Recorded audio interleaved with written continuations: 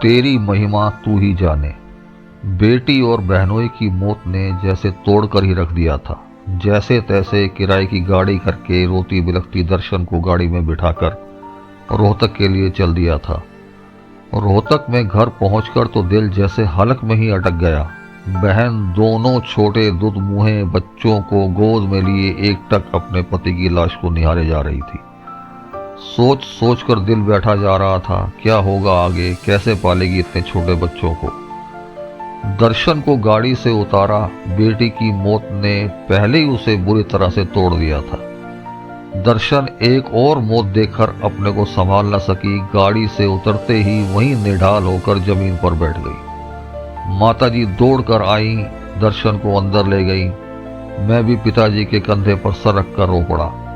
बेटी के मरने का गम और साथ में बहनोई की मौत, आंसू रुकने का नाम ही नहीं ले रहे थे। पिताजी ने पीठ पर हाथ फेरते हुए कहा, हौसला रख बालकिशन, अगर हम ही टूट गए तो जनानियों को कौन संभालेगा।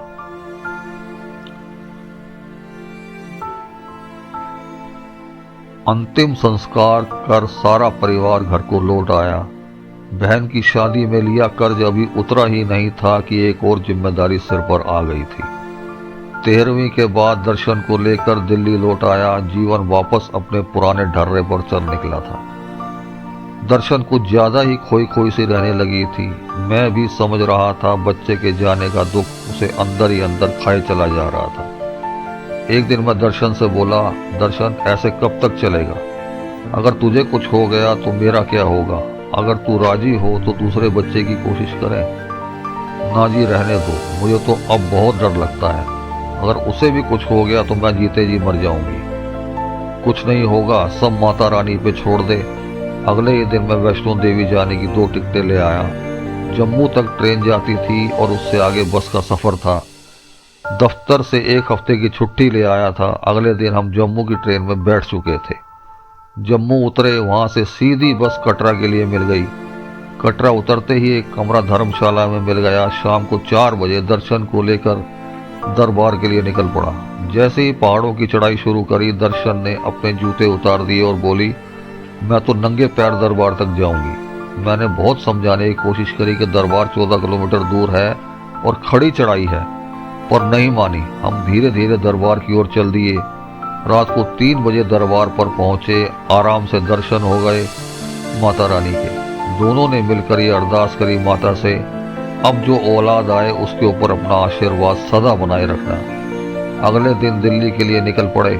दर्शन के चेहरे पर एक अजीब सी संतुष्टि नजर आ रही थी। थोड़े समय के बाद माता रानी के आशीर्वाद से लड़का पैदा हुआ। सारे परिवार में खुशी की लहर दौड़ गई। पिताजी फूले न समा रहे थे दादा बनकर। माँ भी बहुत खुश थी। दर्शन को तो जैसे पंख लग गए थे। माता रानी का लाख लाख शुक्रिया अदा करते जैसे जुबान ही न थकती थी। मैंने मन ही मन माता रानी से अरदास कर रहा था, तेरे खेल न्यारे, हे प्रभु, क्या माटी का पुतला बनाया है तूने। कभी रोता है, कभी हंसता है। कुछ दिन पहले बेटी और बहनोई की मौत ने बुरी तरह से तोड़कर रख दिया था और आज लड़का होने की खुशी में मन खुशी से झूम रहा था। कहाँ जीना है, कहाँ मरना है, कुछ नहीं पता इस पुतले को, मगर फिर भी लड़ रहा है आपस में। ये तेरा, ये मेरा, मैं अमीर, मैं ताकतवर, मैं उस मैं के अंदर ही गोल गोल घूम रहा है। पता नहीं क्या लीला रचाई है प्रभु, तेरी महिमा तू ही जाने।